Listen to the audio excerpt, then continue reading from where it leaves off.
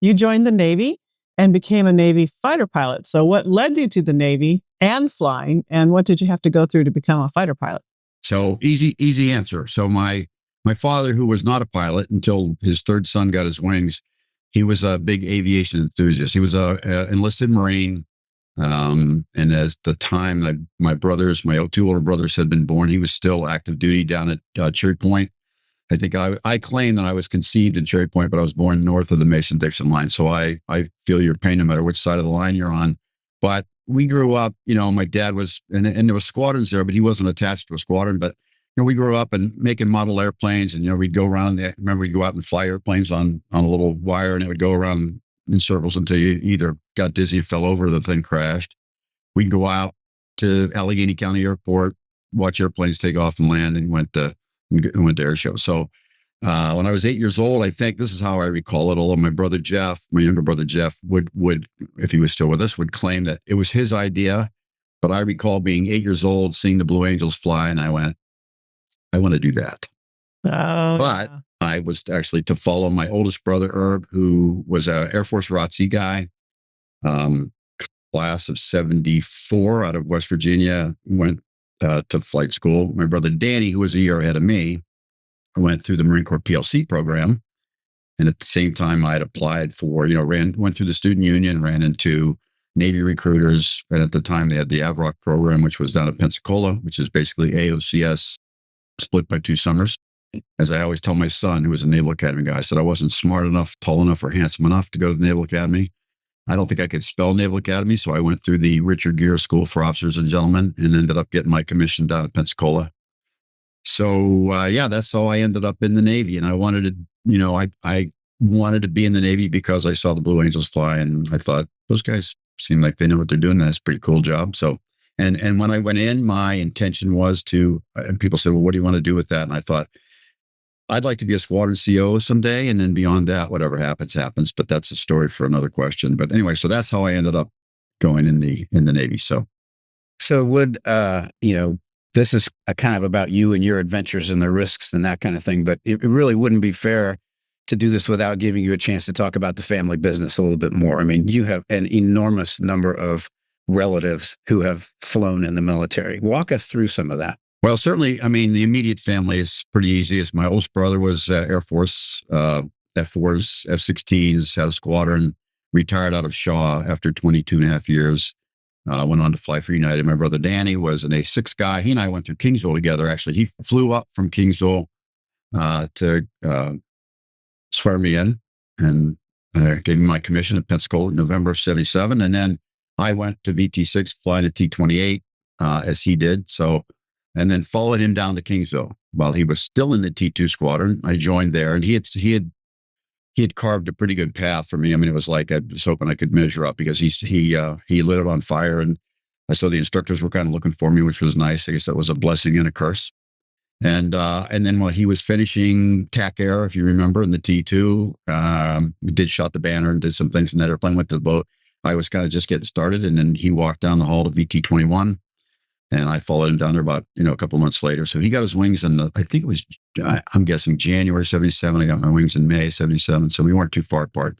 But that's because he had gone and done, after he graduated from college, he went and did 6 months at the basic school there at Quantico. And then so I was able to catch up with him a little bit. And then my brother Jeff was kind of a interesting cat. But he had originally went to Colorado on a Navy ROTC Marine Corps option scholarship. Did a year there, wanted to come back to West Virginia because we were all there going to school. And so he dropped his ROTC scholarship and said, I'll get another one. And 3 months later, he had an Air Force ROTC scholarship. I don't know how he did that. And so Jeff went on to fly, got his wings out of Vance, and flew F-16s all over the place, and then ended up transitioning to the Guard, so a couple different Guard units. And so anyway, now one generation later, my oldest brother, Herb, who had a successful career in the Air Force. His son has just left the active duty Air Force, is a major, got picked up by the New Orleans F-15 unit. So he's down there as a full-time reservist or Guard guy, I guess we call it. And my brother Danny, who was the Marine, his son was Naval Academy class of 16, Marine Air F-35 driver. And he was over in Ukuni for 4.5 years. He's now over in the desert doing some good work. And my son graduated in 21 out of the Naval Academy, and he is at the F-35 Charlie Rag in Lemoore. So my nephew, Justin, who is active duty Army, is now in the reserves, but he's doing very well as well. So I'm very proud of him as well. So, yeah. So I didn't realize, Hollywood, that you and I took the same path. I was a VT6 T-28 guy when you had the option of doing that or a T-34s. And I looked at that little teeny weeny little airplane. I said, no, I want the T-28. I want to fly a World War II fighter, and did Kingsville as well. I had no idea what I was doing in that thing. I should have, and that started me on a path. That started me on a path where I could honestly say that pretty much in every phase of my career. I had no idea what I was doing, but I faked it. And my guardian angel is still in therapy for all those silly things I did. So yeah, great airplane now. So, when I joined NASA, we met we were a mix of civilian and military, and the military guys, most of them, but not all of them, came in with call signs. So I have to ask, how did you get Hollywood as your call sign? I wish I had it's a good story because it's a tip of the cap to a guy who became pretty famous in the F-14 community. He's no longer with us, but it's not a very interesting story. But I guess when I was in the RAG, so as a F-14, RAG student, the first guy I met was Dale Snort Snodgrass, who Jaws certainly can appreciate. Was pretty, had I'm sorry, all my phones are ringing because I'm very important. Anyway, so I go in, and I think my hair was probably blonder. It was probably longer than it should have been. I'm sure I had my Ray-Bans on. And after a couple of mornings of that or weeks of that, Snort just said, "Hey, Hollywood, take a seat," or something like that. And somehow, I guess maybe it was just the look, right? I mean, Jaws will tell you, you either do your name rhymes or ties with something, or you do something stupid, or somebody just goes, as in, Animal House, you are Flounder, you are Dog Dish, or whatever. So anyway, so Hollywood stuck, and my philosophy has always been, if you can yell your call sign across a crowded room or say it in front of your mother, let's go with it. I mean, right? I mean, call signs are great. So if you do something stupid and you act like you don't like it, it sticks. Yeah.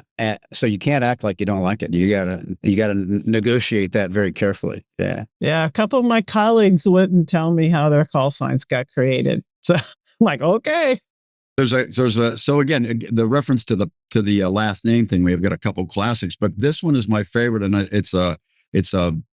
don't think I think he's in the same squadron as my nephew was over in Iwakuni, but his last name is, and I don't mean to throw him under the bus, but if he ever sees this, he'll like it.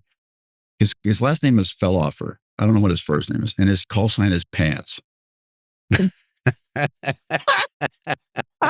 What else could it possibly be? It's we don't want to go down this road because it'll get ugly really fast.